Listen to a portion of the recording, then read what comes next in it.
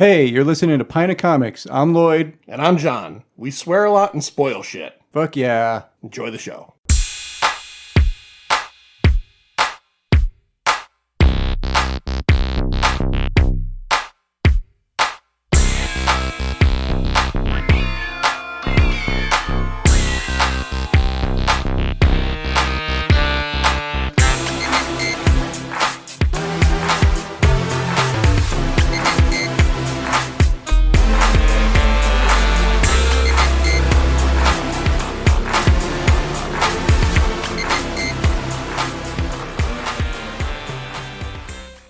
All right, welcome back to another episode of Pint of Comics. I'm John. I'm Lloyd. And we're here to talk villainy.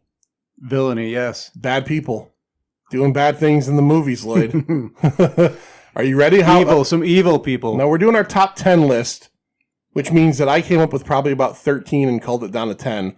What did you hit? You hit about 36? You're 37? You still deciding? You're a little low. A little low? Yeah. What did you say to me about your list? You said you could do what with your list? What do you mean? You said you could take your list. All right. I said I could take my list, I could split it, and I would have just as good a list, in my opinion, if I got rid of my whole list and made a new one. That's crazy. Yeah. That's absolute craziness. But, making this list, and we'll get into it, I guess, I was a bitch. I have to admit, I was a bitch to you. You were. I texted you like a little bitch. You did. Oh, can I not use plants? Can we use creatures? Well, you wanted to How about aliens? Look. Monsters? Here's the rule, right? Because we have a guest. We'll introduce our guest in a second. I didn't give him any specific rules, right? Me personally, I'm going with villains. I'm going to spoil my list right now. I'm not going with the shark from Jaws, right? I'm not going with the alien from Aliens because I don't know if they're villains, right?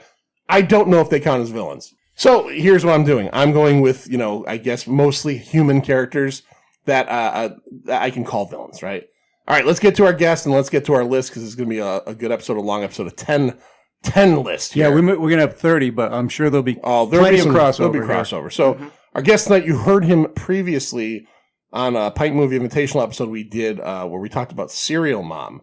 And, let's laugh about Serial Mom. Cocksucker Lane. He chose that. He brought it to us. You remember him from that. It's Fuck you! It's Anders Drew. Anders, what's going on, man? Hey, guys. How you doing? Thanks for having me back. Hey, yeah, absolutely, man. It's so having you back. Let's break it right out here and say that we do 2 shows when guests come over. So you were here anyway. Yeah. Very true. Very true. Very true. But, so when I told you we were going to do 2 shows, and one of them was obviously your choice of movie, and I was trying to think of something for us to do. I came up with the villain thing, and you seem to jump right on that. Oh, absolutely. Villains are the best part of a movie. Look, let's be honest. They definitely have most of the character. By the way, I came up with that idea.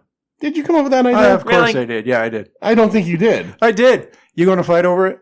No, I don't want to fight you. You're lithe. You're lithe. I think it would tire me out to fight you. No, villains are almost always the most interesting character in a movie, and then if a villain doesn't work well, the movie is probably not that good. If your hero is boring, the movie could still be good. Okay, yeah. All right. And before, let's remind everybody, you're a podcaster. Give us a little bit about each of your 2. Oh, he's fancy. We got 2 podcasts too. He's True. fancy. You guys premiering pretty soon, right? That's right. And by the time this comes out, it'll probably be a week or 2.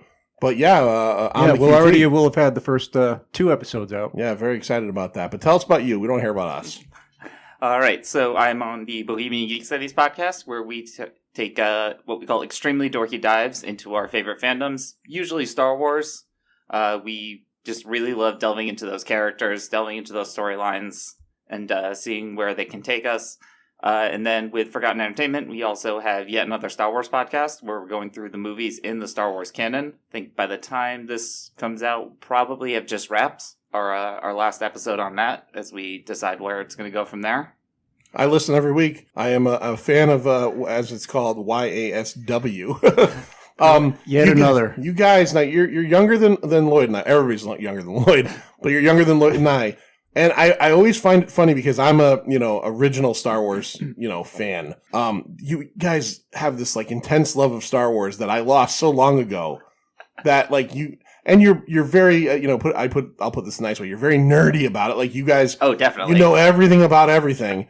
But I'm always the one thing I found that was refreshing was even like your optimism like wasn't hidden in the Rise of Skywalker. No, absolutely not. Yeah. No. That movie is a shit-filled hot pocket, and so many good ideas. Yeah. Now, I know you've said this in your podcast. I've heard it. What is the first Star Wars movie you saw in the theater? First one I saw in the theater was A New Hope, the special edition. Yep. When they came out in 97. So I'm pretty sure I had seen them like on VHS before that. Mm-hmm. But then we just got right into it. You had A New Hope, all three of them in 97, and then 99 started the prequels. Just a ride from there. You guys were so You kind. must have been really looking forward to that prequel then. Absolutely. And I still maintain Phantom Menace is underrated. Phantom Menace. Well, I will agree with you. We actually had that on our podcast. We did Phantom Menace as a movie invitational. Mike Butler from Forgotten Cinema brought it to us. He's probably your age, so I think maybe. I think it was probably you were probably both about 10 years old when that came out, 9 years old. Yep. So that was like your Star Wars, and I've said it from the beginning. That's the best of the prequels. Absolutely. Yeah, and you actually said something that I really appreciated on your Revenge of the Sith episode. It's the worst. It's certainly the worst, and you not only said that. But you brought up, I honestly felt a connection with you, Anders, when I listened to it. I was in my car, because I've maintained this for years, that as soon as Obi-Wan says that really fucking stupid line when they get stuck in that tractor beam. We're smarter than this. When I saw that in theaters, I went, God. This is the stupidest, this is so poorly written.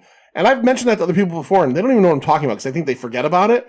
You narrowed that out and brought it out. I was so fucking excited. The beginning. Have you seen the cutscene where they're doing like sarcastic sign language? No. Right in that hallway too? No. Oh my god, he and Anakin are like flicking their nose at each other or whatever. Okay, no. It's even worse. Can you admit that episode 3 has a great opening?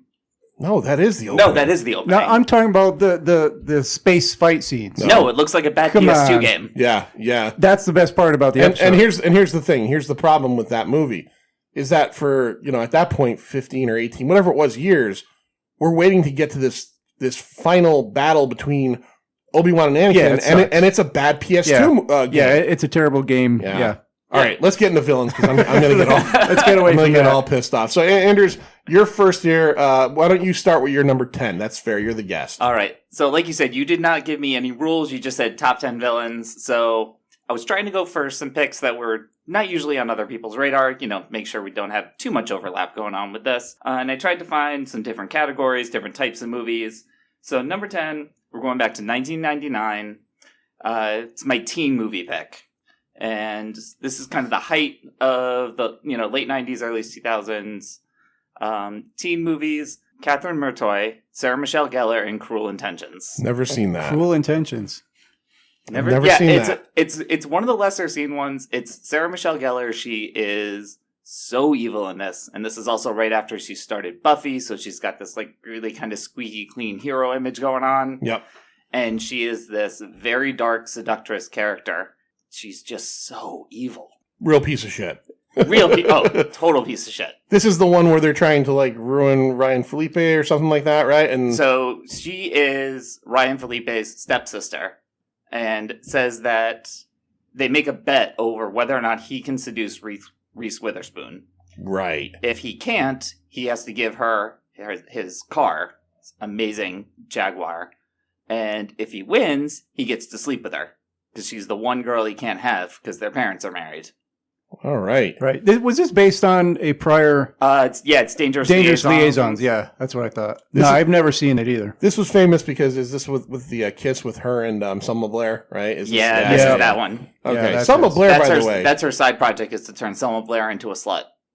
Jesus Christ. Okay, she doesn't sound cool at all. Selma Blair, by the way. Poor Selma Blair. We covered recently Mom and Dad.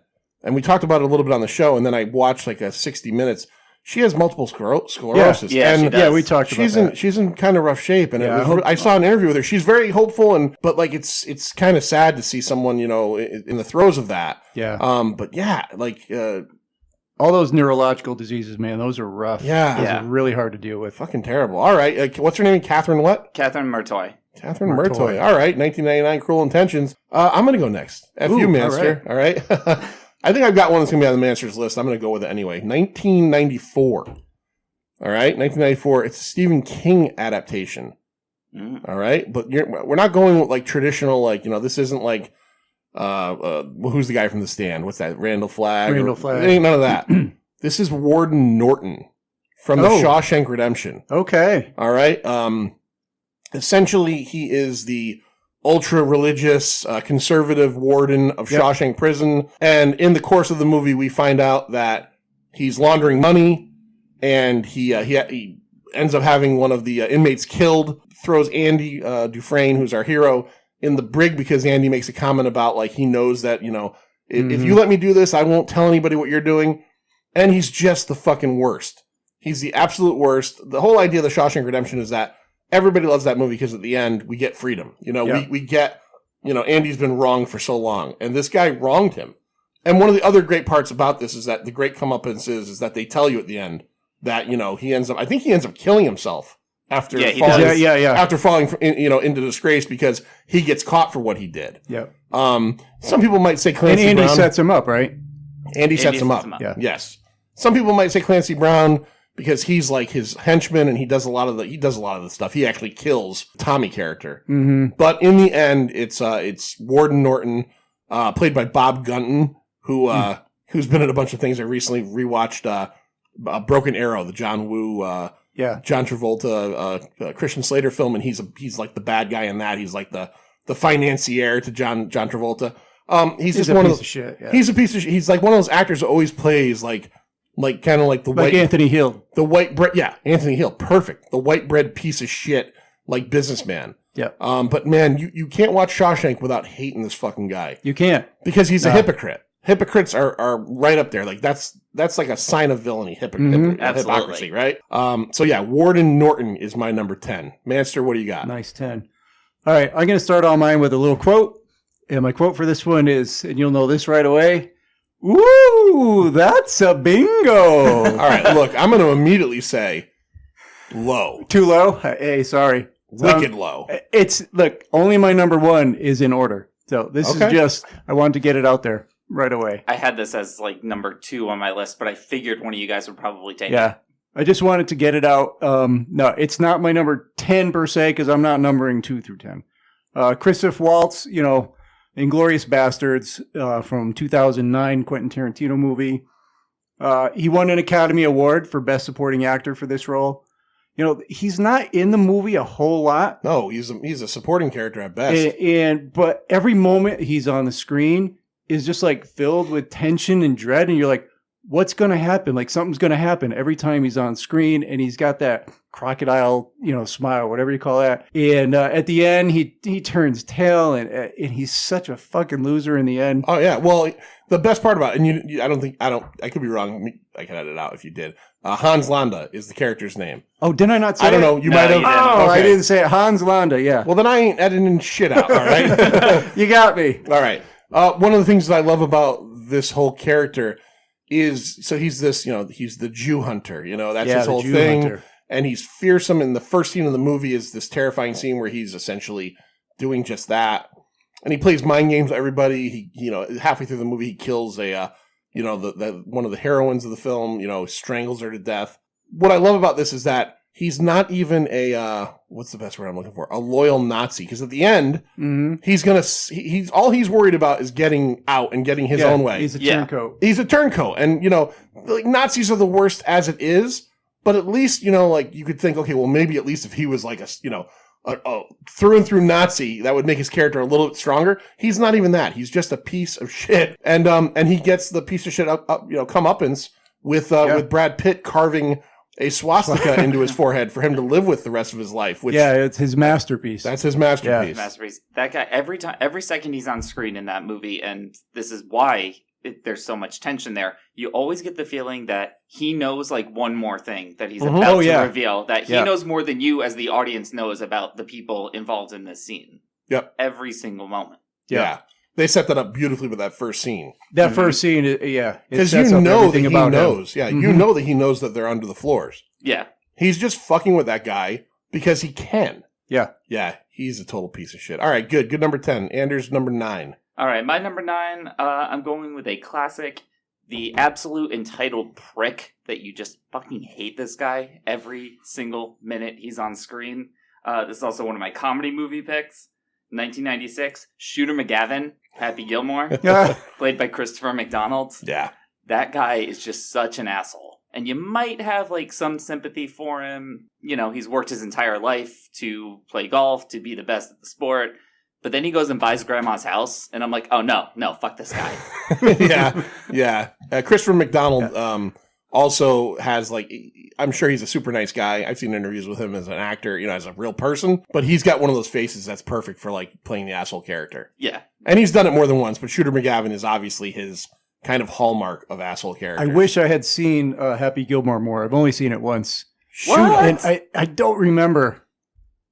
Yeah. I don't fucking remember. He has the little, and he invented that. I saw an interview with him, and he ad-libbed the little shooter thing, and the director was like, keep that in. But yeah. He's such a fucking jerk. He's such an absolute jerk. My right arm's just a little longer than my left. I like the fact that Anders came, like, you come with the quotes, I got nothing. Anders comes with the categories. I like that. Yeah, right? I like that. All right, Shooter McGavin, number 9. I'll go to my number 9. All right, this is one we did a couple years ago on the podcast. We did the Scary Larry's, what was it, the Universal Horror series. We did those 8 Universal Horror movies.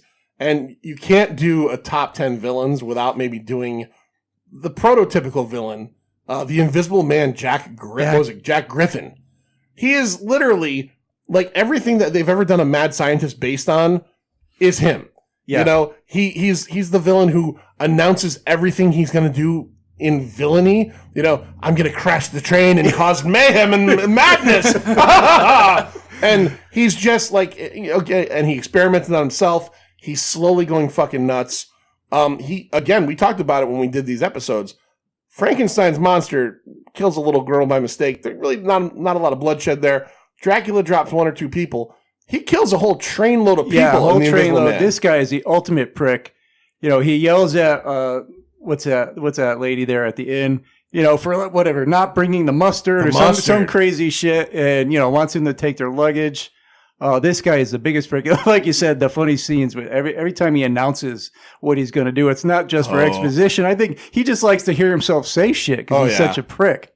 Oh yeah, he's brutal, and I do think that a lot of people said this is villainy back in the day, and said that's who we want our characters to be like, this stark raving lunatic madman. Yep. And he has the whole. Remember, I can't remember what the relationship is, but I've actually been thinking about watching this movie again because I did enjoy this movie. His what was it? His coworker or the scientist that worked for him. Remember, and he terrorizes him through the whole movie. Remember, he keeps him hostage in the house for a while, and he's just like, if you even think of running, I'm invisible. They were saying about the wolfbane. Yeah, I'll hide behind you in the car and choke you to death.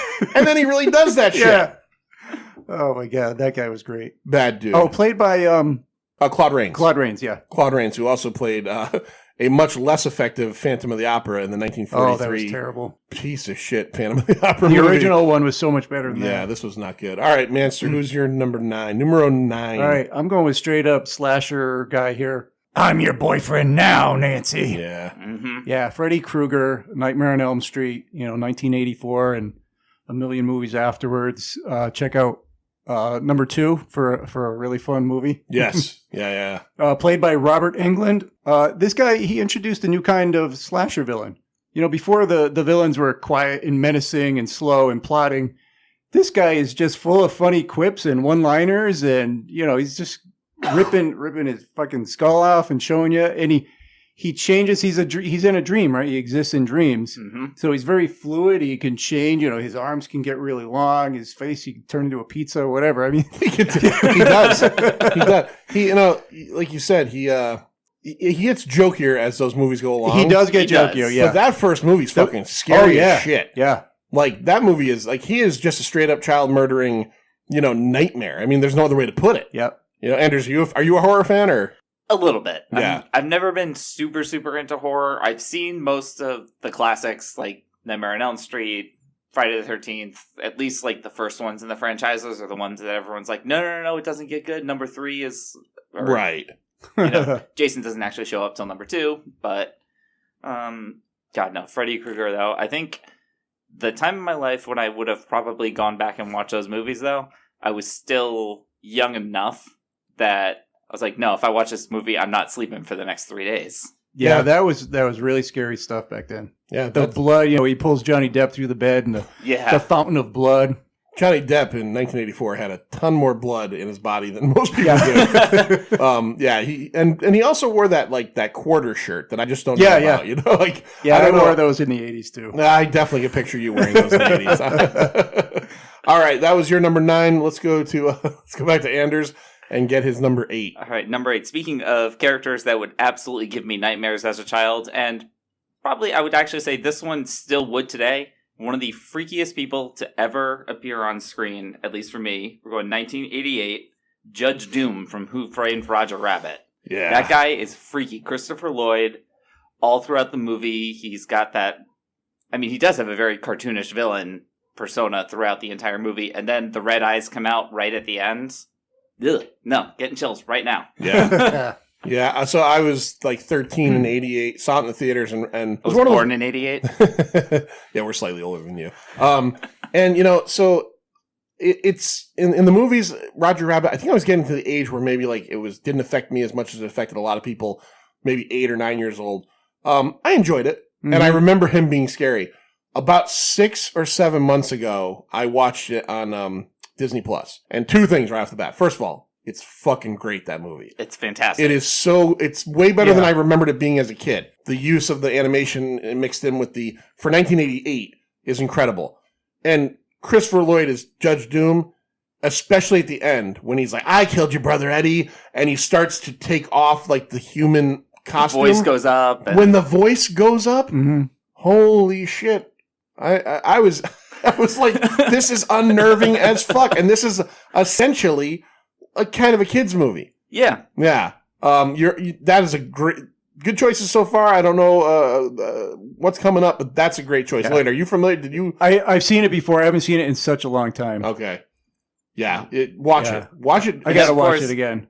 One of the funnier parts of that movie is that he's doing it all just so that they can build a freeway. Yeah. The whole idea is he wants to put a freeway through Toontown. So it's got this. But you can ride the trolley for a nickel. Yeah. Yeah, it actually is, man. I got to say, if you're listening out there and you haven't watched Who Framed Roger Rabbit in a long time, go to Disney Plus. They have a section that's like classics, I think it's called. And I watched 2 nights in a row. I watched that, and then the next night I watched Honey, I Shrunk the Kids. That is still not very good. I'll go out and say that. That doesn't really work. But I always thought that movie would make a great theme park. Yeah, well, absolutely. Okay, absolutely. Yeah. Like living inside of a blade of grass and stuff like that. The giant Lego. Yeah. All right, my number 8. Let's see. Let me get my. All right, I'm gonna go with my comedy choice, and this is a multi-generational villain, but I'm gonna go with the main iteration from 1985, Back to the Future, Biff Tannen. Biff is not just a villain; he's a bully, right? He makes Marty McFly's life a living hell. He makes his dad's life a living hell. In the 50s, Marty's life a living hell in the 50s. In the 80s, he's still making their lives a living hell. And then if you want to go one step further, in the sequel, I'm just going to say it, he essentially becomes Donald Trump. And he's making he was based on that. Yeah, they based him on that. He's destroying Hill Valley in 2015. They come right out and say he killed George McFly. He takes Lorraine. And then you go to part 3 in 1885 and Griff. Oh, no, Griff. So... He's Mad Dog. Yes, right? He's Buford Tannen. And then Griff Tannen in the second one, I forgot about him. He's like the descendant. He's a piece of shit too. This whole family should be eliminated. I don't think lightly of eliminating people, but maybe if you're going to eliminate anybody, maybe the Tannens got to go. Yeah. Yeah. They're bad people. I didn't even think at all of thinking about comedies, but I should have. Yeah, that's a great choice. He's honestly the only one that hit my head. And I'll be honest with you. So I came up with my list and then I went online and looked at a couple of 100 lists and 50 lists to see if anything kickstarted me. Yeah. And a lot of them didn't work for me, but I saw Biff on there and he was on mine and that solidified it for me. Cause I was like, is he a villain or is he a bully? He's absolutely a villain. He's totally He's 100%. Oh yeah. Yeah. Total dickhead. All right. Manster. Ocho. This one I kind of debated about because it's related to another one on my list, but I decided to keep him in there anyway, just because. I'll be back.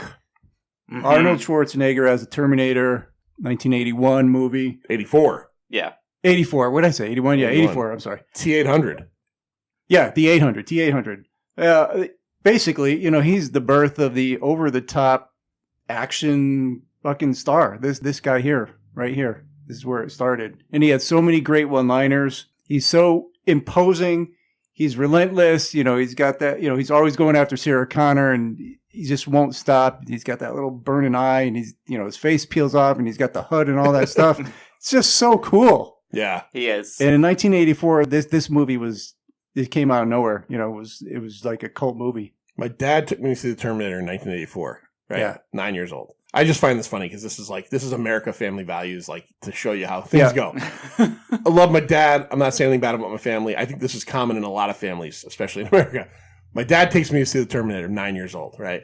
You want to go see the Terminator? Yeah, who doesn't want to see the Terminator? My dad's going to take me. I'm 9. It's rated R. Most of the kids in my class couldn't see it. We go see Terminator.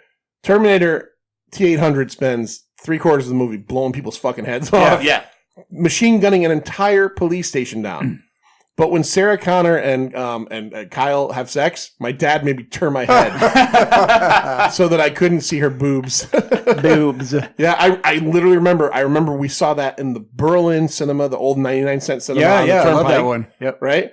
And I remember, like, there was never a point where, like, he's grenading, like, little old ladies where my dad was like, don't look. That was all cool. But the second they started having sex, my dad was like, turn your head. And I'm like, okay, I know what's happening. And I remember the first time I saw the sex scene was when the VHS came out and I watched it with my friends. Yeah. And I'm like, oh, her titties are in this. That's an excellent choice. And, so 2 years earlier was Conan the Barbarian, which was Schwarzenegger's first lead role. And it made him a star to a point. But the Terminator made him a fucking superstar. Yeah, exactly. Yeah, I strongly considered putting him on my list, but I ultimately definitely overthought it and decided I wasn't doing anybody who gets a redemption story. And the fact that he becomes the hero in the later movies, I get it, means that he can't get on my list. Yeah, but technically it's not the same one. But time travel. Yeah, I know. Let's not get let's not get in there. I will say, question: do either of you guys know who the original choice James Cameron had to play the Terminator was? And was literally about to sign and everything. I did know this at some point. I don't know, but I'll make a guess. Go ahead. All right. I'll just guess Sylvester Stallone. No. Tom Selleck? Nope. O.J. Simpson. Oh, that's right. He is the Terminator. And that's right. He ended up fulfilling that role in a different part of his life. Just about 10 years later. Yeah, about 10 years later. Hey, remember, if the glove doesn't fit, you must have quit. All right, that was what was that? It was your number 8. That was my 8. All right, we'll go to Anders and his number 7. All right, so this one was another one that I debated a lot about. I'm a millennial. We're all about that Disney nostalgia, so I was like, I got to get a Disney villain in here somewhere. So I ultimately settled on 1989, The Little Mermaid, Ursula, the Sea Witch. All right. Ursula the Sea Witch. She is freaky. She hits that like Faustian bargain, deal with the devil trope that a lot of villains do. And I can just always remember, I have one very specific image of her in my mind.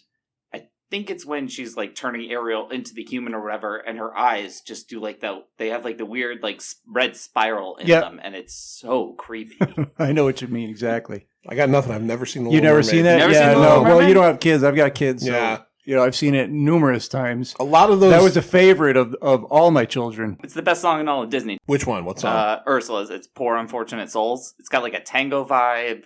I've never heard it. Yeah, I can picture her. She's like a blue, heavy-set woman with white hair, right? Yeah. I can picture that. There's like at that period of Disney, the first couple of years where their animation started again, Little Mermaid, Beauty and the Beast. I've never seen those. When they kind of hit that run with Aladdin, Lion King, and Pocahontas, and around that time, I started like going to the movies with girlfriends or whatever and seeing that stuff. But like Little Mermaid, they're not. And I'm sure my wife could tell you all about it. I have no. Yeah, that one got on. That's a good movie. Yeah, it's got some good stuff. Mm-hmm. Yeah, and Ursula, she is a bitch. Yeah. All right, my number. We're 7, right? All right, I'm gonna go with my horror choice. I'm riffing off Anders now. It's not Freddy Krueger. It is also one of the big 3 or 4, if you want to consider that. And I'm going mainly with his first movie from 1978, Halloween. Michael Myers. Yeah. So essentially, Michael Myers, 6-year-old kid, murders his sister, goes away for 15 years until he's like 21, to essentially an insane asylum. He breaks out on Halloween night, and he comes back to Haddonfield, Illinois, to just wreak havoc. And he drives. He drives, which makes no sense, right? And not only that, but he drives a fucking giant station wagon. It is a great movie. It is a very scary movie. There's very little blood or murdering in it. He only kills like 3 or 4 people, which is crazy. He just walks around a lot, really. He walks around a lot, but the iconic imagery of that blue overall, that William Shatner mask that's been hair sprayed lighter, and it's all painted white. It is literally like the facade of it is scary enough. But then when you get into they kind of get into it more in the later movies with Loomis and all that stuff, is that he's just blank. There's nothing in there. There's nothing inside. Except I want to kill you. Mm-hmm. Now, we know if you're a fan of like the stuff, and we've watched enough of these things, that as the movies go along, eventually they tie him into like a cult of it gets the cult of ridiculous. Thorn, and he's like some kind of druid assassin. This is why I just don't go for sequels. Right. Just stop. Please stop. You're fucking everything up. But if you go with Halloween, and even Halloween 2. Halloween 2 was heavily influenced by the Friday the 13th film, so they up the kill rate and everything. They make a great 1 and 2 showing. Make a really good show. Really good. If you've never done it before, watch them back to back. Really, because it's one night, the second half is her in the hospital. But Michael Myers is just scary as hell. He's just got that blank look. And this is why every time I meet someone that says that they like that 2018 one, I'm still so fucking dumbfounded by that. So the 2018 one is why I finally went back to watch the original. I just saw the original Halloween like 2 or 3 years ago because this new one was getting like a ton of buzz. Did you like it? The old one or the new one? The new one. It was all right. Like at best, all right. Yeah. Did you like the original? Yeah, the original one's great. It's a classic. Okay. Yeah. Okay. All right. People really just love that. Just needed to make sure. People really love that 2018 one, and I just don't get it. I'm interested in seeing where they go with the second one. I still have to go back. I still have to go back and watch the original number 2, and that'll be the third Halloween 2, right? Halloween's got like 4 or 5 continuities going on. Yeah, it's crazy, and I think they're calling this one Halloween Kills, not Halloween 2. Thankfully, because we've done Halloween 2 twice already. That's good. All right, so that was my number 7. Is this your 7? Yeah, your 7 because we started. My number 7. Yeah. All right. I thought you were good, Paul, but you're not good. You're just another lying old dirty birdie. Oh, okay. My first and only Stephen King villain on my list, my top 10. Number 7, Annie Wilkes from Misery, 1990. Played by Kathy Bates, who also won Best Actress for this role. I'm not going to say she came out of nowhere. She was in 14 movies before this. But did you know she was not a household name? No, movie nobody knew her. Who she was. Yeah. This totally made her. This made my number 1 when we did our list of 1990 movies. This was my number 1 movie of that year. I love it. She is such a fucking psychopath. She's like this oddly puerile yet psychotic. She's just so crazy. She's got those weird like one-liners where she's like deadpan, super duper deadpan. The delivery of her nutso lines is what makes it stand out. Because, she just says the craziest things like, well, I wouldn't throw away a car because it had a bad spring. Right? Yeah. She just says the fucking craziest, stupid things. And then you have the scene, like one of the most, I think, memorable, visceral scenes of something really bad happening.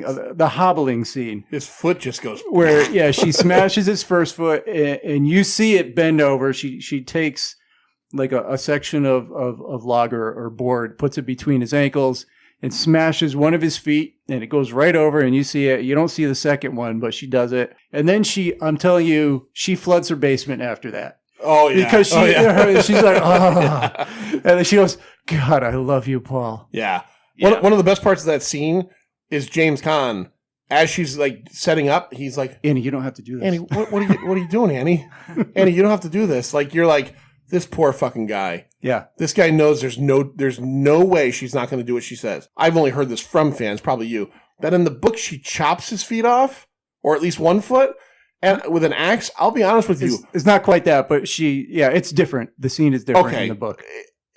It's worse. The hammer is somehow worse. The hammer is horrible. The hammer is... I have seen the movie. I have seen the scene. When I rewatch it, though, I will like close my eyes for a second. Yeah. Like I don't need to see that because you don't want to see that Yeah. ever to see again. it again. Yeah. Yeah, that's Yeah. brutal. That's brutal. And yeah, you're right. Kathy Bates did forge a career, which is still going very strong. Yeah, very based strong on that. based on this movie. Yeah, based on that, yeah. And, she's a murdering ex-nurse. She murdered not all her patients, but that's just what she did. You dirty birdie. Yeah, you dirty birder. It's he didn't get out of the cock-a-doodie car. Yeah. Just so many crazy lines. It's a really, it's a movie I haven't seen in a long time. That's something I should throw You on got to to rewatch. you got to rewatch it. You'll be surprised at how good it is. Yeah, I remember the whole bit where the like the sheriff is coming and she ends up killing the sheriff, Yeah. right? And like you're not sure what's going to happen. Yep. Yeah. All right. Yeah, I'm going to check that out. All right. So that was your what? 7? Are we on Number 7. So All we're right. number And then 6 Number now. 6 here. All right, so this is my Star Wars pick. I mean, I spend a decent amount of time podcasting about Star Wars. I decided I got to get one in there. And again, I'm going with just a slightly unconventional pick, mostly because of this guy who's shown up in some of the expanded materials, a couple of the other shows that have come on, and he's just such a prick. It is Grand Moff Tarkin from the original 1977, played by Peter Cushing. Mm. When you go back and watch that movie, Darth Vader is the secondary villain. Tarkin is the guy in charge. He is the one who says, yeah, go ahead, blow up a planet. That's fine. Yeah. Because you didn't tell me what I wanted to. He's just got that face. His very, very thin face, the really pronounced cheekbones. He looks terrifying. Yeah, Peter Cushing just has a Yeah. look. He's great in all those older horror movies and things like that. Can you roll your R's like him? I don't know. Yeah, it's No, tough. no, no, I can do no, it. no, no. I can do it. What is the one word he says when he really rolls your? I can't remember what it is, but he says something and he's like, You may- shit. He's like, you may fire when ready. Yes, you may Fire when ready. ready. Yeah, yeah. Grand Moff Tarkin is nothing to be fucked with. In the comics right now, they're doing this story where there's this female admiral who has a ship called the Tarkin's Will, and she was on the Death Star. Are you reading the comics or no? No, I'm not reading the comics. I'm trying to think of who you're talking Check about. him because out. I feel like I heard about this one. Yeah, you probably know. You immediately Andrew's like, what? No, Star Wars? What's happening? Yeah. Yeah, no, but they're doing some good stuff. But yeah, it's called the Tarkin's Will, and I think Grand Moff Tarkin is a good choice. You're right, because Darth Vader listens to him. Mm-hmm. Who like that's the big thing. Like, Yeah. unless the Emperor is the one you think Darth Vader's going to listen to, there's nobody else ever, except for Tarkin, other than the Emperor, that like remember release him, Darth. Yeah. Like nobody says that to Darth Vader. That's crazy. Yeah. All right, that's a good choice. Grand Moff. Yeah, and what is a Moff anyway? I know what a Moff is. Yeah. No, so the Moffs were kind of right above the governors, I think. Governor. The governors, yeah. So the Emperor created this whole governor structure to basically just take control of systems away from the Senate. Governors, kind of right above them were the Moffs, and Tarkin was the first, and I think for a while only, Grand Moff. Okay, so he was he was up there. Yeah, the Emperor, and Vader kind of have that like triumvirate. Like they're the power, like They're the power trio. They're the president, whoever vice it was. president. Yeah. Yeah. All right. Not to be confused with Grandma Tarkin. Yeah, Grandma Tarkin. She makes great chicken She was soup. very nice. She was very nice. She's a nice lady. What a nice woman. I got to bring this up, Anders, because like I said, I do listen to yet another Star Wars podcast. Like your book reading, like how many books do you read in a week? Are you like? It just seems like have you read every Star Wars expanded like universe book out there? No, not by a long shot. Okay, because it seems like you're always riffing off. It seems the like you books. talked about 37 books last week. Yeah, it's like you're like, do you want to know the secret origin of Dengar? Because I got it right here. I read it in a book. I'm like, what the fuck? He knows everything. This guy. I will say, Star Wars books I really got into just in the last couple of years. Okay. Really, and honestly, they're fantastic beach reads because they're not overly complicated. They're fun stories. So you go down to the beach for a day, you flick through one, great. Each one is maybe 4 or 5 hours of reading time, tops. Jesus, he's better than me. Wow. He's He's better than a me. speed reader. He is definitely a speed reader. I've half read more books than most people have like read full books. I don't know why. I don't know. All right, so that was your number 6. I'll go to my number 6. I'm gonna go with Alex DeLarge. Who the Okay. fuck is that? So it's Alex technically. In the book, I think it's Alex DeLarge. It is the main character in A Clockwork Orange. Oh, right. God. A Clockwork Orange Wow. is one of my favorite movies of all time from when I was younger, which might say a lot about me. I saw it very early at like 14 and I loved it. Very stylistic. It's Stanley Kubrick. I've heard that his idea was that Clockwork Orange is what's happening on Earth while 2001's happening. Like it's supposed to be like, Okay. that was sure. kind of, I think, one of like either, I don't know if that was his idea or like what some fans have come up with an idea of, but I can kind of see because he made them within a couple years of each other. And Alex is the protagonist of the story. He is a robbing, murdering, raping teenage piece of fucking garbage, right? Malcolm McDowell plays him, excellently. He's got this gang of droogs, as they're called, and he gets caught early on in the movie and goes to jail. And the government decides that they're going to try this new treatment called the Ludovico technique on him, which is they're going to strap him into a chair and they're going to, clamp his eyes open and make him watch the worst of the worst, Nazism, murder, rape, all the stuff that he loves, that he gets off on. And it's eventually going to turn against him with this inclusion of like a drug. And then they're going to release him, right? If you've never seen the movie before, I don't want to totally ruin everything. But I saw it like 40 years ago, and Yeah. I vowed to never see it since. It scarred my soul. It's fucked up. I liked it. It's one of the Kubricks that I do like. I'm not a fan of 2001 at all. Oh, really? Oh, wow. I love 2001. I can appreciate 2001 for some of its visuals, but just as a movie watching experience, it's miserable. It's so slow. It is slow. You know what? It is I slow. thought that before, and I watched it again during COVID because I was in quarantine, and I loved it. I was like, I love this so much more now than the last time I watched it, which was maybe 15 years before. But was this when you had COVID and you had 109-degree fever? No, I had no fever at the time. No fever. All right. I was coming off of it already. I'm with you, and I see his point. Yeah. On No, 2001. I totally felt that way until the last time I saw it. I love 2001. I do think that the end is gobbledygook bullshit. Yeah, the end is craziness. I hate movies where you're supposed to be made to feel like, am I stupid or did I just not get it? And that movie, I don't think you're supposed to get. It's a trip. It was made during the trippy 60s. Mm-hmm. And, he turns to a baby at the end. What does that mean? I don't know if it fucking means anything. Yeah. It's unusual. Right. But Clockwork Orange, Alex is he's a huge piece of shit.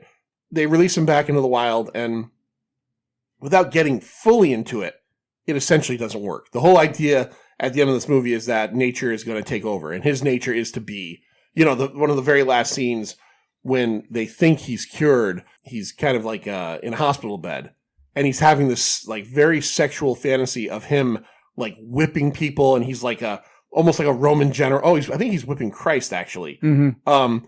And this is what's going on in his head. So yes, it's interesting because he's the protagonist of the film. So a lot of times you automatically think this is who I'm following. This is supposed to be in some way, shape, or form the hero. He's absolutely the villain of the film. Right. And he's terrible. So that's my number 6. Lloyd, right. What's your number 6? Well, my number 6 is so funny that we're talking about this. My number 6 is HAL 9000. Yeah, I struggle with this. Hal is a Oh, great wait a minute. villain. Damn it. I forgot to say my thing. I'm sorry, Dave.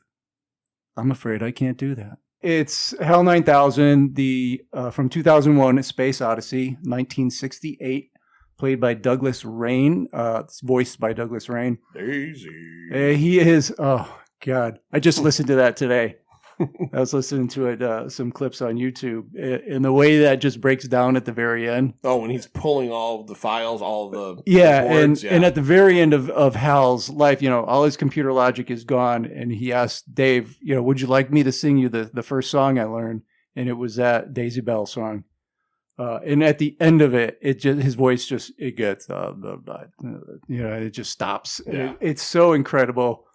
But he is the sentient AI computer that controls all the systems on the Discovery 1 spacecraft. He interacts with the ship's astronaut crew.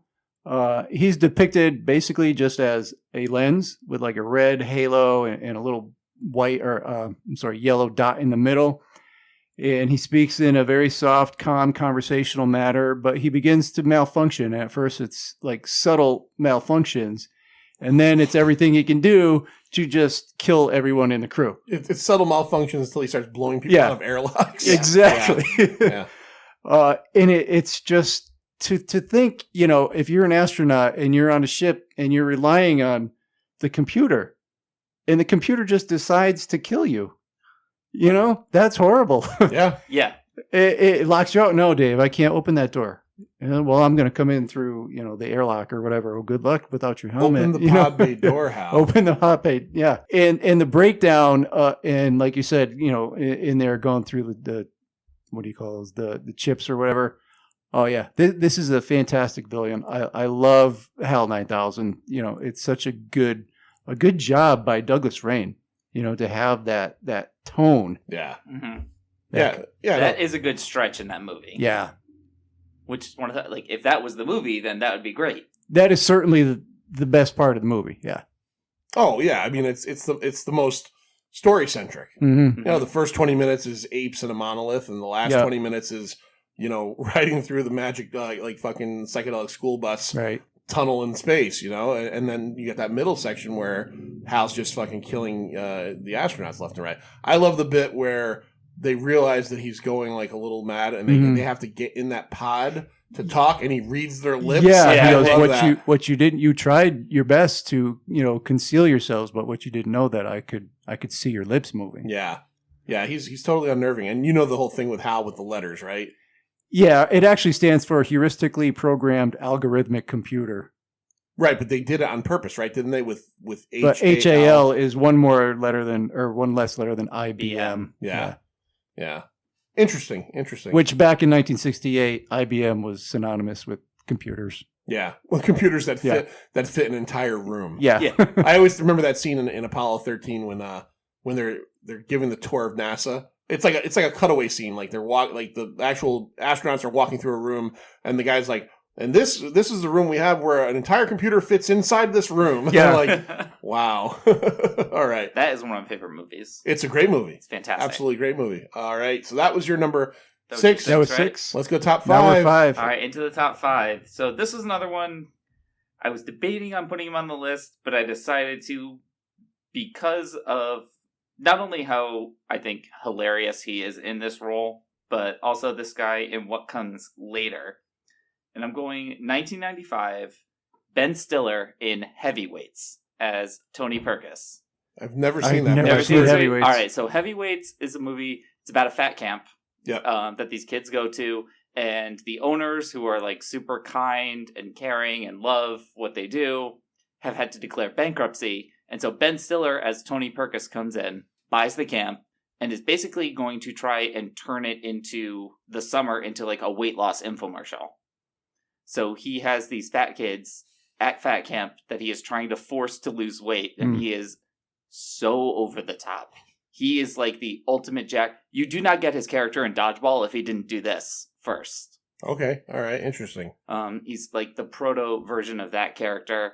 He's feeding them gruel. He's like making them go on like 25-mile hikes up a mountain. There's one scene where they're like on a cliff, and he's just like, yo, let's go do some pull-ups. And he starts doing pull-ups on like this rickety tree branch hanging over It's the like cliff. a sadistic version of The Biggest Loser. Yeah, it's a very sadistic version of The Biggest Loser. Eventually the kids rebel. They manage to like trap him inside an electric fence. And then he crashes parents' weekend, does like this massive like gymnast flip down and starts like smashing glasses while he's walking up the aisle. And he's just psychotic. Oh man. And this is like early Stiller, right? This is before. This is early Stiller. This is Yeah, 95. this has gotta be. This is Yeah. even before like Meet the Parents and all of that. Okay.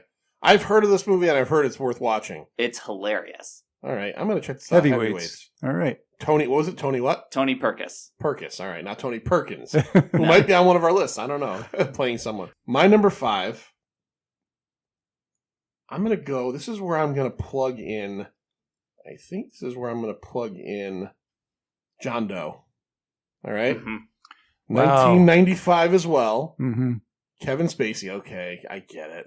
It's Kevin Spacey. Yeah, but he's a He's sadistic a great killer. villain. He is. Look, we did last year. We did a Pint Movie Invitational episode where someone brought on Swimming with Sharks, which is a great movie with Kevin Spacey in it. We can all say he's canceled. We all don't want to have to deal with the guy anymore. but you can't not say that stuff he did in the past as an actor is good. Yeah. Yeah. You know? But again, John Doe, the movie is 7. You spend the entire movie never seeing him until the last, 25 minutes. What's in the box? Everybody always goes, what's in the box? You know what one of my favorite scenes at the end of that movie is? It's not what's in the box.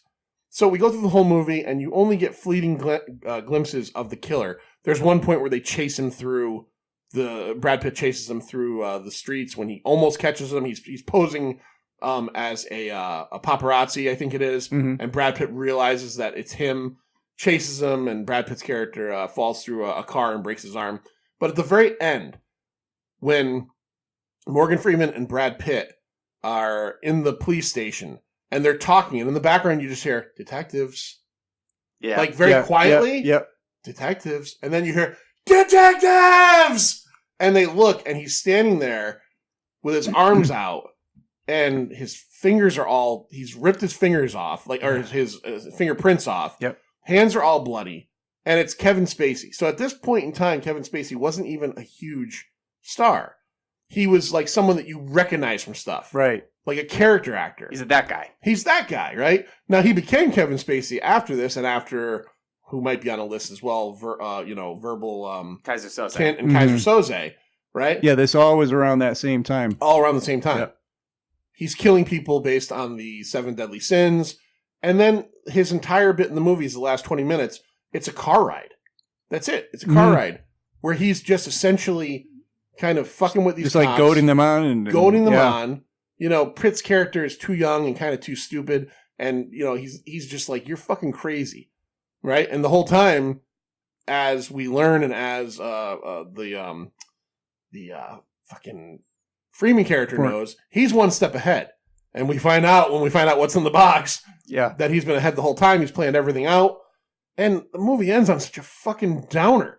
Because we know, and again, we're a spoiler-filled podcast. So if you don't know what happens in 7, Gwyneth Paltrow's head's in the box. Yeah.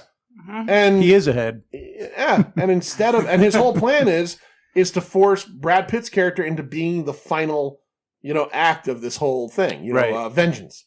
And he does. He pops him in the head. Fulfills the 7th. I think they shot both versions of that, though, right? I think they had a version where he doesn't actually get Really? it. I think that's out there somewhere. Where that version wouldn't be as good, but it would make me feel better at the end. Because really, when that movie ends, you're like, so does Brad Pitt's character go to jail for how long? He's a cop. He's probably not going to be in good shape in jail. And, he did anything that most of us would have done as well. Right. Yeah. I would have. Man, that movie is... it's such a mind fuck at the end of that movie. But he's great. He's an incredible villain. And I think one of the things that makes his villainy so grand is that he's only in 20 minutes of it. Yeah. And he's completely uncredited. I think at the end he's credited. He's not credited until the end. You don't see his name in the very they end. really didn't want to spoil. They that did he not was want gonna to be in spoil it that. all. Yeah. All right. Yeah, good one. I totally, it just didn't make my radar. I didn't think of it. That's too bad. All right, man. So what do you got? All right. Fate is having a weird chance tonight. Here's my, what are we? What number? 6? 5. 5. My number 5, here's the quote. We all go a little mad sometimes. Mm-hmm. Haven't you? Tony Perkins? Tony Perkins. Anthony Perkins as Norman Bates from Psycho, 1960. Alfred Hitchcock film. He first appears as just a friendly, quiet, unassuming, gentle man.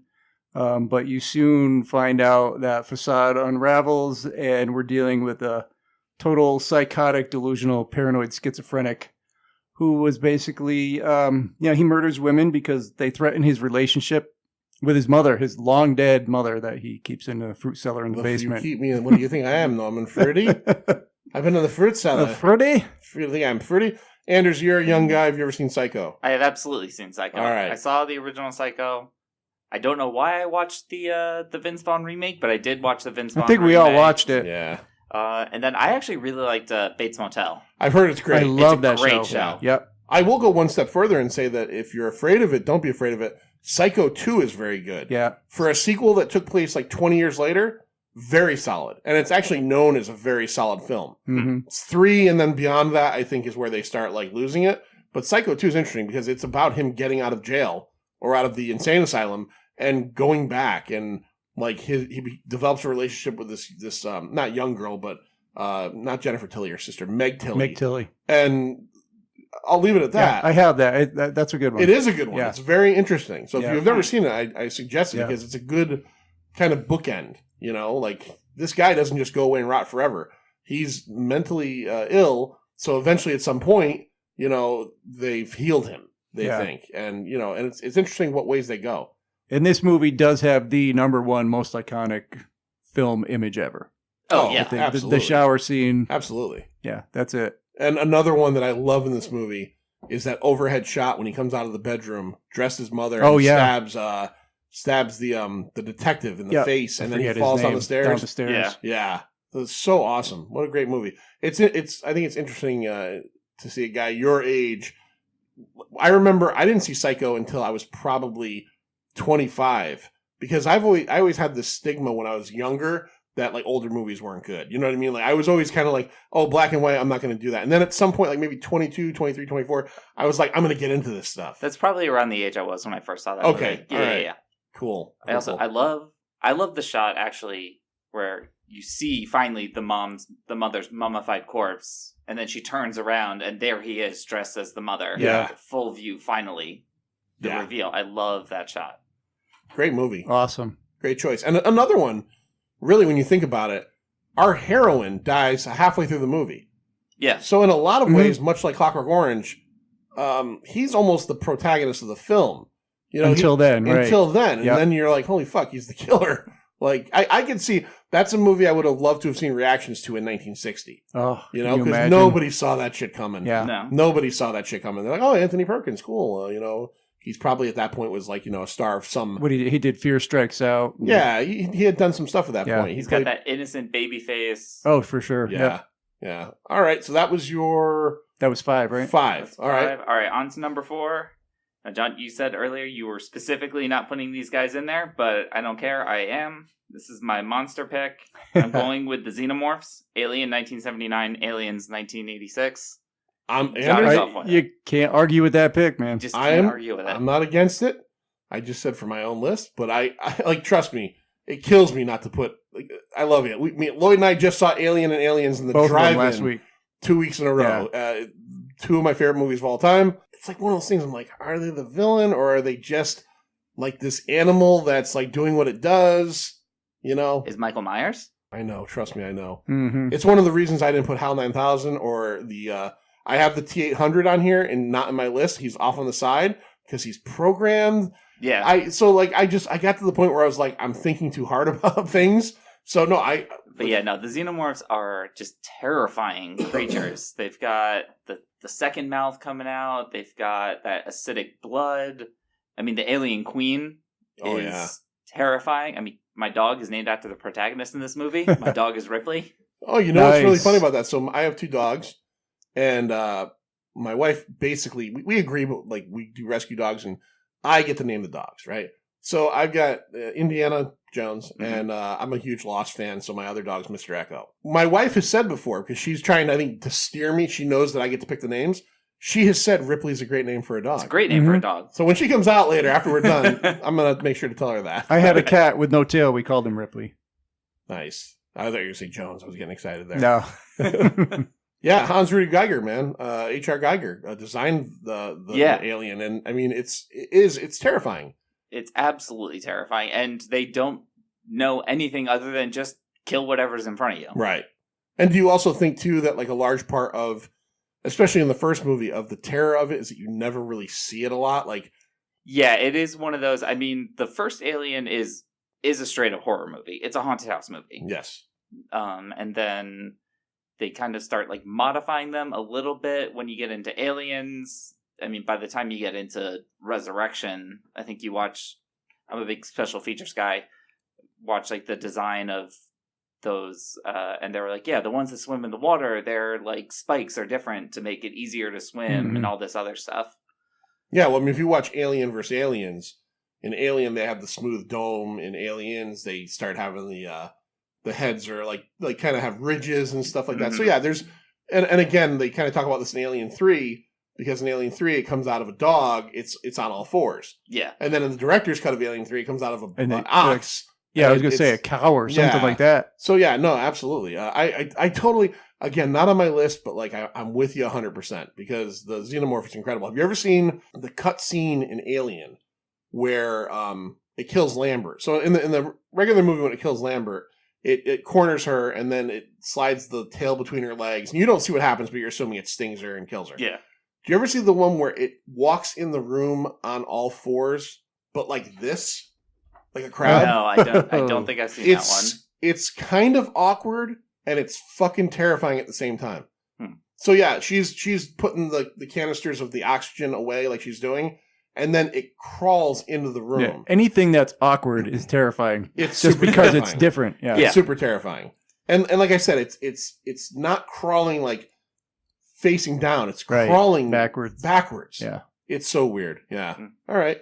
That's a good choice. Good I one. do want Ridley Scott to get to make whatever follow up he had to Alien Covenant. Please. I would like to know what the bookend of that Prometheus Covenant, whatever it is. We talked Prometheus on one of our shows. Yeah, we've got a series here called Trash Trash Tolerable or Treasure, and we did Yeah. Prometheus, and that one didn't fare badly. But I rewatched Covenant not too long ago, and oh man, that's not a good movie. It's not that good of a movie, No. but I really want to know where he was going with this. Yeah. Yeah, I agree. I would watch it if it came out. I almost feel like it's going to be one of those comic series that cap. You know how sometimes comic series will cap something off. Mhm. Like, Oh, they yeah, don't- yeah. They don't want to put it out in a Right. not enough. How did C-3PO get his red arm? Yeah, exactly. Find out. All right, my number 4. Let's see. Let me look at this real quick. I can't not have him on there, and I'll just make this one easy. My number 4 is Hans Landa. All right. All right. Yeah, there's no way I could leave him off. That whole first scene, we talked about it, so we'll just go to you, Manster. What's your number 4? My number 4. Why so serious? Yes. Yeah. The Joker, as played by Heath Ledger in The Dark Knight, 2008. He won Best Supporting Actor for this role. He died 6 months before the film came out with an unfortunate toxic combination of drugs. I don't know what exactly was going on, but I think this role messed him up. I You know, think it did. Yeah, I think he had to get prescriptions and Yeah. things to help him go to sleep after what he did to himself for this role. Yeah, I guess he even stayed in a hotel, for a month By on his himself, own, Yeah. coming up with the Joker and formulating his characters, everything about it, the posture, his personality, his voice. He kept a diary of the Joker's thoughts. This was method to the max. His Joker, his interpretation of a Joker is nothing short of a psychopathic, mass murdering schizophrenic, Yeah. Mm-hmm. with zero empathy. And he played him so perfectly. The makeup was amazing. You'd never really seen the Joker like that before. And he even drove Batman, to a further brink, than to the razor's edge of vigilante or hero. So this was a fantastic performance, and his gruff voice and everything about him, the way he manipulates other people around him and the whole city of Gotham, fantastic. Agreed. I think one of the things that made this role so, I guess, special is, especially for me, is that Heath Ledger really had never done anything I really cared for. Mm-hmm. He was just a guy that, cool, good-looking guy. He seemed like he could act, but nothing he was in ever really interested me. A Knight's Tale. A Knight's Tale, I never saw it. Right. It never done. It just didn't drive me to it. That one's growing on me. Yeah, I've heard it's good. I heard the ideas with modern music and stuff. So Yeah.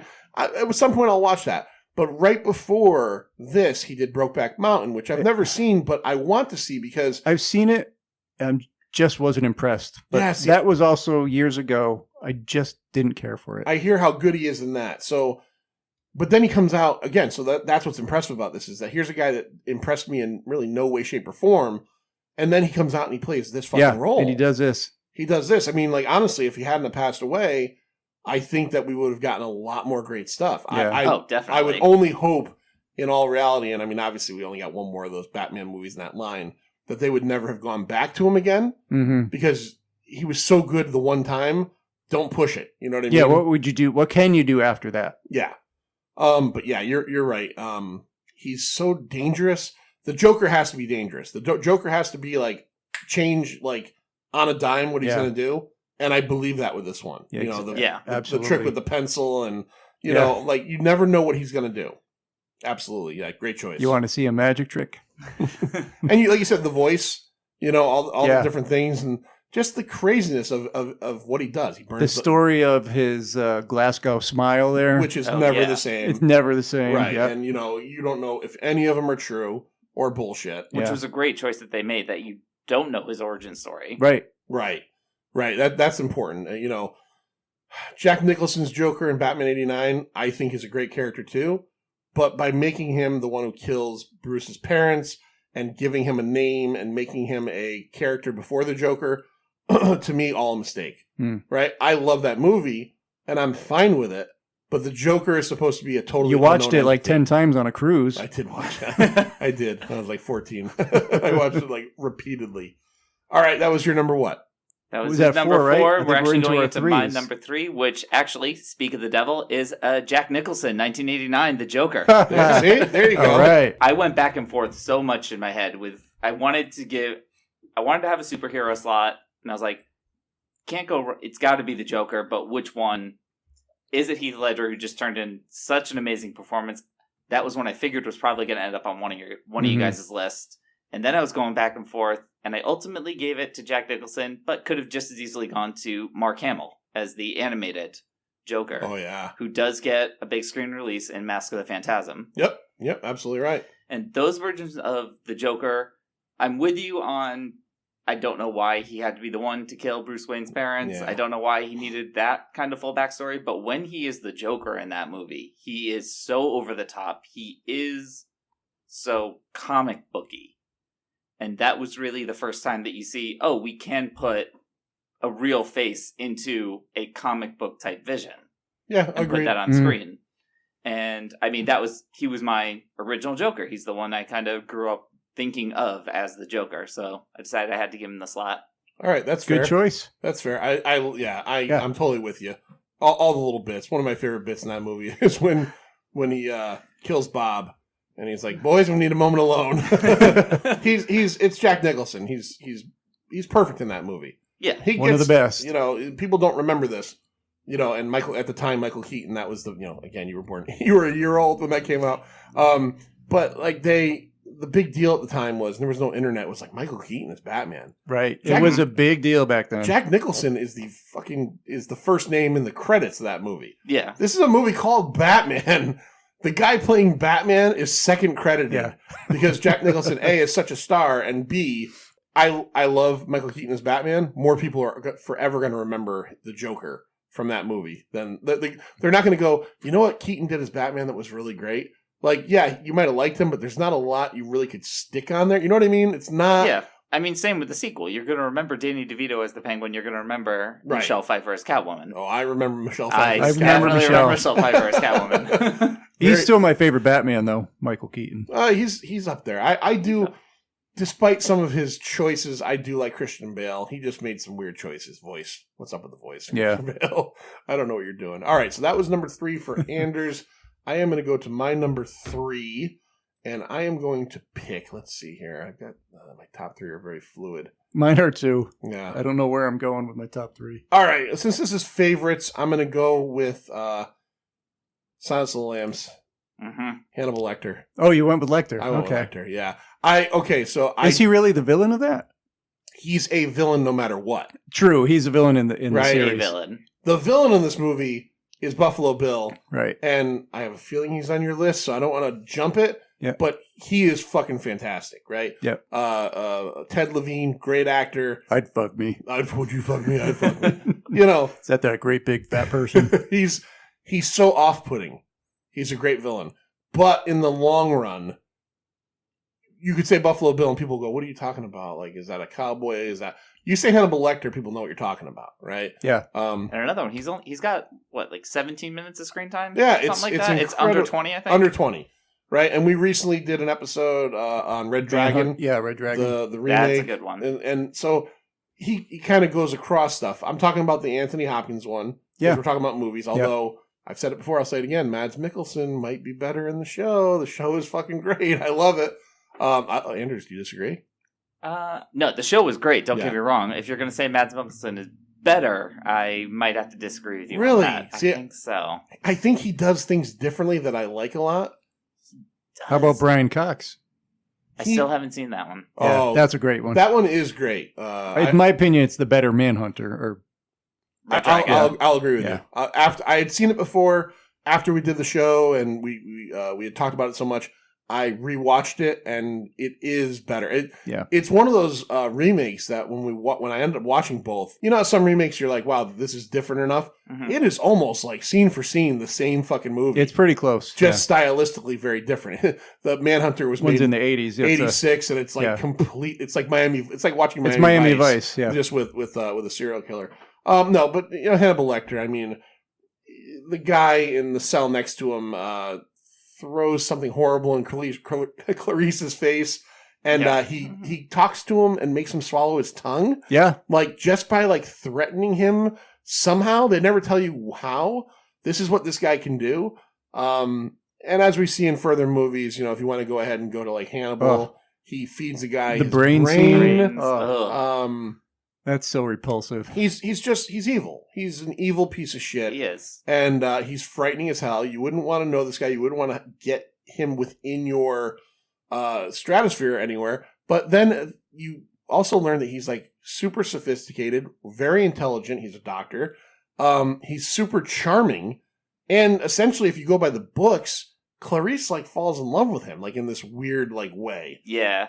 You know, I don't know if I agree with that, but like, I think that speaks strongly of his character, is that like someone who knows how dangerous he is can also. I don't know if it's so much a love. It's certainly a respect. Well, in the It's end, an obsession. It's an obsession. It's an obsession. Yeah, that's it. In the end I'd of say more Hannibal, that. the book, she ends up with him, like leaving with him. Yeah. In the movie, she ends up, handcuffing him to the fridge and I think leaving. Yeah. And then he cuts his own hand off, and that's a whole other thing. But yeah, just a totally frightening character. Completely frightening character. That's true. All right, that was my number 3. My number 3 is...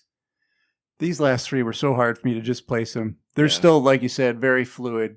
So I'm just going to go with this one. Say, that's a nice bike. It's the T1000. I was gonna ask you earlier Yeah. if you would consider this one. Yeah, it's the T1000 from T2 Terminator 2 Judgment Day, 1991. Robert Patrick plays this role, and he was basically a newcomer at this time, right back when this came out. This is his I think first so. big thing, yeah. Yeah, this was his first big thing. He was unknown, basically. you know, and Other than this, is he still kind of unknown? well, No, he's a lot of TV stuff. He was the Mulder replacement on X-Files for a couple Oh, years. that's right. That's right. he was in something I just never made it watched. that Oh, far We in Are X-Files. Marshall. Yeah, no, X-Files is not very good. Oh, well, the early seasons was, but not the elite It's stuff. extremely hit or miss for me. Like Yeah. some great episodes, some I could care less about. Yep. Anyway, the T1000, you know, it's just another Terminator, way more advanced model made of liquid metal with, they call it mimetic polyalloy. So anything it touches, it can mime and it can shapeshift, nearly perfect mimicry of anything, nearly impervious to anything. Only like heat and cold will slow it down, but it will just come back together and morph into anything. It's completely relentless. I said that about the Arnold version, the T800. This thing is more relentless than that. It will never stop. What do you call it? Never stop, never stopping. Never stop, never stopping. Pop star, yeah. Yeah. Yeah. This was just amazing when it came out. And again, this was my number one choice of 1991, as was yours and Andrew Morgan's. Oh, the movie. Yeah, the movie itself. Yeah.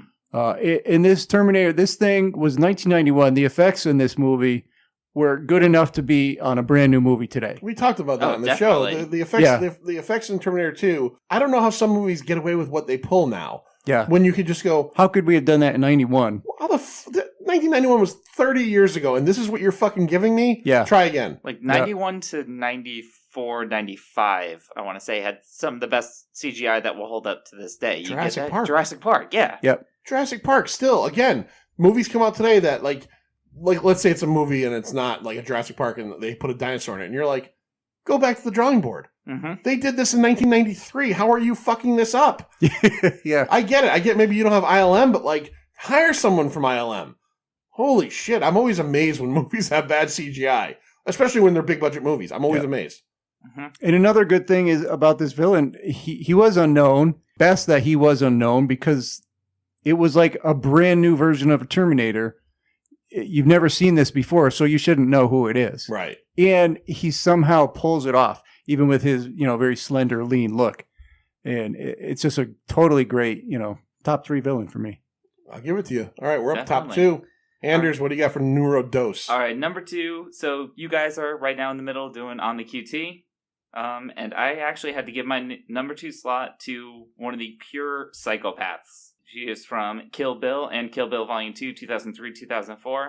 I got Elle, played by Daryl Hannah. An absolute badass assassin. So deadly. No empathy, no anything. Just out for herself. She places that black mamba in Bud's Bud's money. She is the California mountain snake, right? That's her handle. Yeah. Oh, she takes care of Bud. It's very funny we're talking about this because currently I'm editing that episode. Oh, really? So I feel like I'm listening to us talking about that again. I think I just saved it while we're talking about that whole scene. That's funny. Yeah. And then Daryl Hannah, just a really interesting choice for the role too. Cast a psycho assassin lady, and I would not have thought of her. No, yeah. Let me ask you, what do you think of Daryl Hannah? Like, do you think she's like an actress that you like to see on screen normally?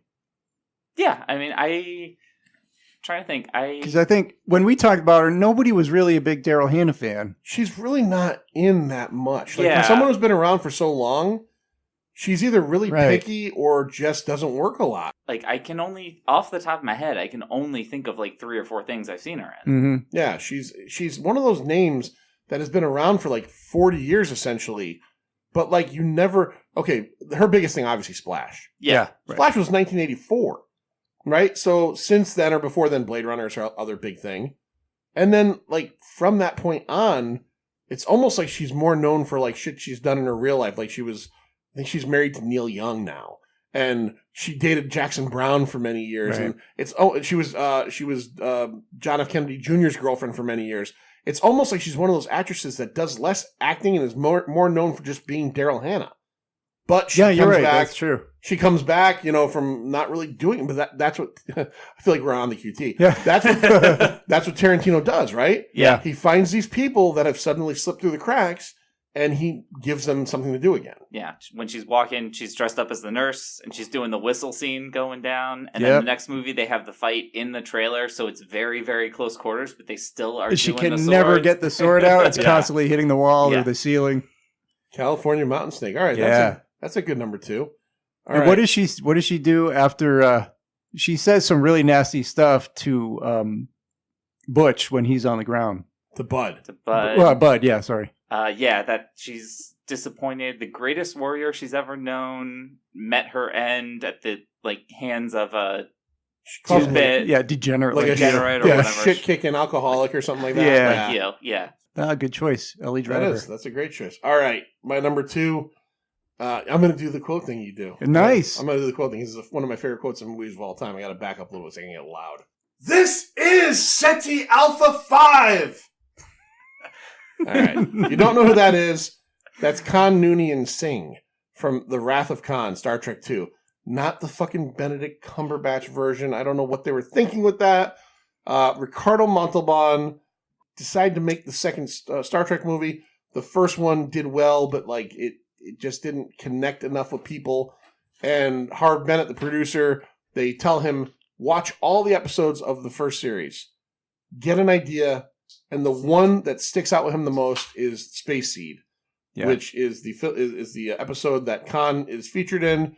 He is what is he? He's a warlord from World War III on Earth, a eugenics experiment. He's essentially, in some way, shape, or form, like almost like this Middle Eastern Nazi youth, almost like he was bred to be like this, they were all bred to be this domineering Superman, right? Yeah. And he's Captain America. He was a psycho. He's Captain America as a psycho. Look at that. I like That's Anders. He's floating in space. They find him. He tries to take over the Enterprise. Kirk abandons him on SETI Alpha 5. And then Harv Bennett sees this and goes, "That's your villain for your next movie." Montalban is doing like Fantasy Island, so he's willing to do this. He's got that man cleavage. It's just He's amazing. Like, how old is this guy? 70? He's probably in his mid 50s. Yeah, probably. But he's ripped. And what I love about him is that, he gets the upper hand on Kirk immediately in this movie. Yeah. Right? He fools him, steals the Reliant, and essentially, in the end, his villainy stretches to the point where his actions lead to Spock dying. Mm-hmm. Right? And what is more villainous than killing one of our beloved characters? Now, he doesn't shoot Spock. He makes it so that the Enterprise has to get away from his ship before it goes nuclear and forms a planet. And the only way that it could be fixed in time, because like any good Star Trek movie, the warp drive is broken. If it was Star Wars, it would be the hyperdrive isn't working and R2's got to fix it somehow. In this, unfortunately, they don't have an R2 unit, and Spock has to go in and put the giant cover on top of the nuclear reactor and fish in there. It's like he's working on a space toilet. He's fishing in there to get all the shit out, and it kills him. Right? Yep. Khan's villainy did that. His last line is from Moby Dick. It's from hell's heart I stab at thee. Like, he is just happy. He's dying. He's done. His objective, but he still won. But he won. He did. He totally won. Because especially being a Star Trek fan, what happens in Star Trek 2 informs all the rest of the movies to come from the original crew. Mhm. Yeah. Right? Spock's death, his rebirth, his reforming of who he is. Yeah, you can't say enough. And I love Ricardo Montalban in that role. And he's also a great villain in Naked Gun, too. He's also a great villain. He's awesome. He's so great. It's such a good pick, and I didn't even think of it at all. Yeah, I totally struggled with my 1 and 2, and we'll get there. I All right. struggled. He is great, although I think he ultimately didn't make it on my list just because this might be my controversial opinion. Original series is my least favorite Star Trek. That's controversial, all right. Mhm. Yeah, right? Oof. Now, it'll be really controversial if you say, like, Enterprise is your favorite. Oh, no, absolutely not. Okay, all right. DS9. DS9's great. I agree, DS9's It's a great. good one. All right, Manster. All right. Wow, these things I keep looking at them. The Deuce. All right, here's what I'm going to go with for my number 2. I think you guys are going to be surprised with my number 1. I find your lack of faith disturbing. Mhm. All right. We all know Darth Vader, Star Wars trilogy, and I'm specifically saying the trilogy.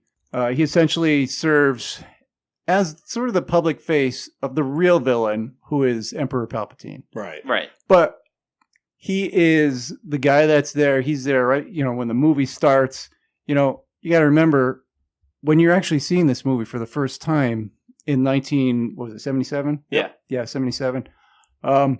This guy comes on screen and you're seeing this. You're like, whoa, what is this? You're like, is this a robot? Yeah, what the fuck's going on What here? is it a man? Is it a robot? Is it what the fuck? He's got this big shiny head. He's huge. He's got a black cape and he talks like he's talking with a ventilator and he's blowing up planets. What the fuck? This guy, who is this?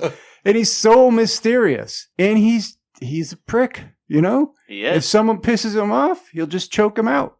Yeah, With the Force. The Empire's HR department doesn't exist because Nope. yeah, he Right. gets away with a lot of shit. But that's the So thing, he doesn't exist in the actual, official hierarchy. Right, I always wondered that. So He doesn't have, a rank in the military. He's sort of outside that. right. So Grand Moff Tarkin does.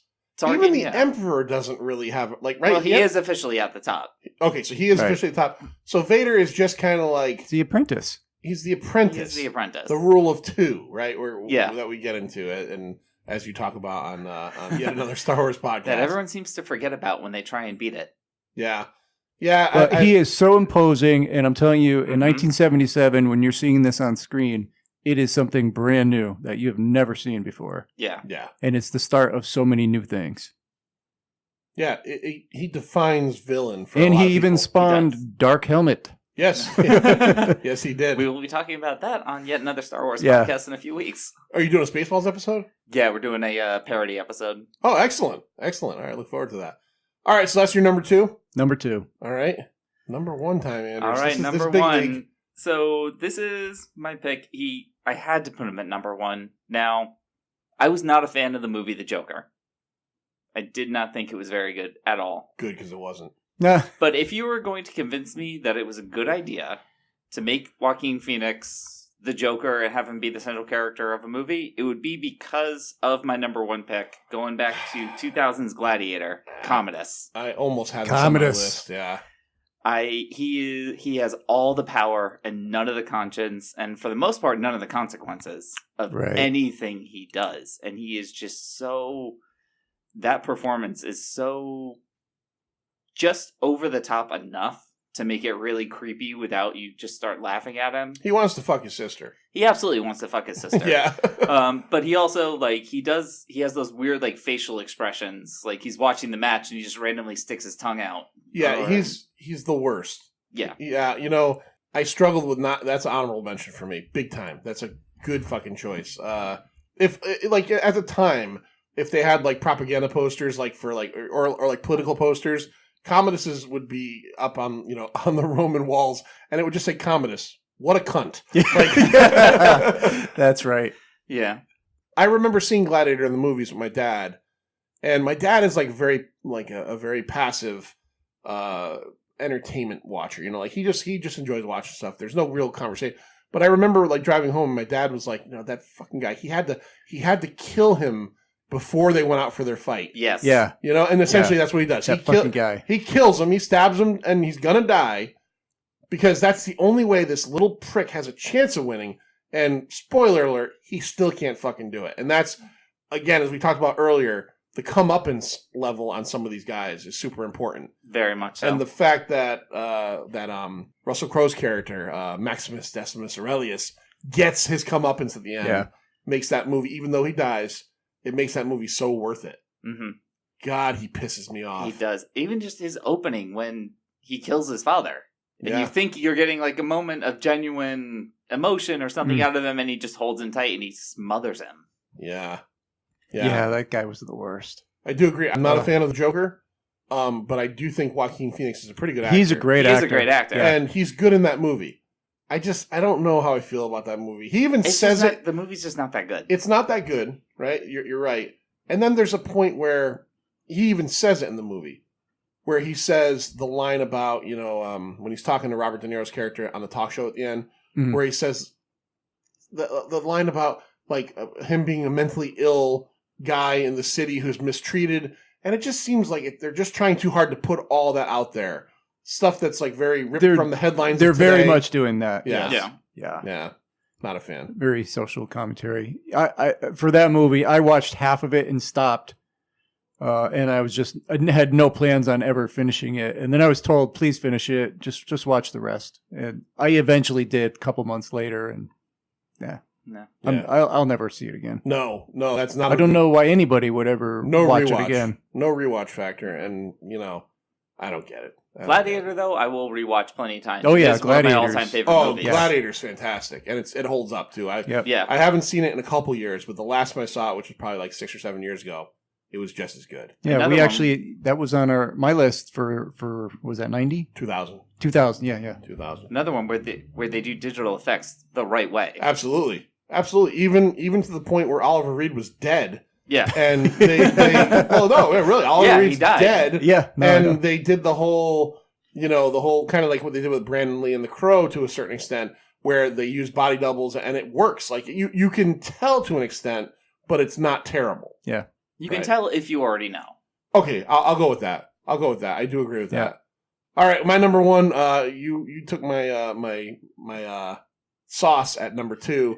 I was born in 1975. Yep. Right. So I watched these movies as a kid. Darth Vader essentially, for me, defines villainy. Yes. I get it. He's redeemed by the end of the third movie, and then we go back and we find out all the reasons why he kind of went the way he did, which I wish I never had seen, because they're not, like, some of them are good and some of them are not. Sand being one of them. I don't understand how sand pushes them that far. I'm still wondering why, and I think you guys kind of brought this up on a recent episode, why we're all so quick to, at the end of Return of the Jedi, Anakin standing there, Force Ghost and everything, but it's like, killed kids. Yeah, killed kids real bad, I don't know. Maybe he can have the redemption where he's a Force Ghost, but they don't let him stand near them. Right. They're like, okay, Anakin, close enough, but you're not with us. Just go stand over there. Right. And then in the stupid special remakes, they make it Hayden Hayden Christensen. Christensen. Yeah. Even worse. And I've always said this, and I don't remember where you stood on it, but I always thought that the one thing that prequels did well was they were able to take the shitty acting of Jake Lloyd and match it to an adult version with Hayden Christensen. Yeah. Like, I could believe that dickhead kid grew up to be that dickhead, like, teenage kid. True. But yeah, Darth Vader, again, his first scene just comes out of the ship. He's choking dudes out. And what is he? Is he a robot? Is he a man? Why is his voice? Everything you said. Yep. Why does he have a fucking keypad on his chest? Like, is that a light switch? What can I do with that? He's just terrifying. Can I play chopsticks on that? Yeah. I mean, and the idea behind it all with, again, giant ass David Prowse playing him, and then the baritone bass of James Earl Jones. Mm-hmm. And, as you go along, it gets scarier because then you find out he's our hero's father. Spoiler alert. Yeah. And, and just shit gets worse and worse and worse. Every time I watch a Star Wars movie, I always feel for everybody in the Empire that has to deal with this guy. Right. Because it's like, I know what it's like at my work when my boss shows up. Yeah. The scene in Jedi when the shuttle comes in at the beginning and it's like inspection day on Death Star 2. And you're like, fuck, if things go wrong, this guy's going to choke me to death. Yeah. I'm always amazed. I've mentioned this a couple times on yet another Star Wars, that I'm always amazed, especially in the original movies, how reluctant the Empire guys are to, like, pull someone else in front of them and be like, nope, his fault. Yeah. Yeah, no, they should. The guy's like, I'll take responsibility and I'll go talk to Vader. Yeah. And of course, the next scene, he's on the floor dead. Never works out well for those guys. Not a good choice. Never works out well for those guys. My top two are very fluid, and right up until the very last minute. All right, so here's my quote. It'll be instantly recognizable. I'll get you, my pretty, and your little dog too. That's totally fair. Yeah, Wicked Witch of the West from The Wizard of Oz, 1939, played by Margaret Hamilton. Look, I come from a time where this was on TV once a year. Mm-hmm.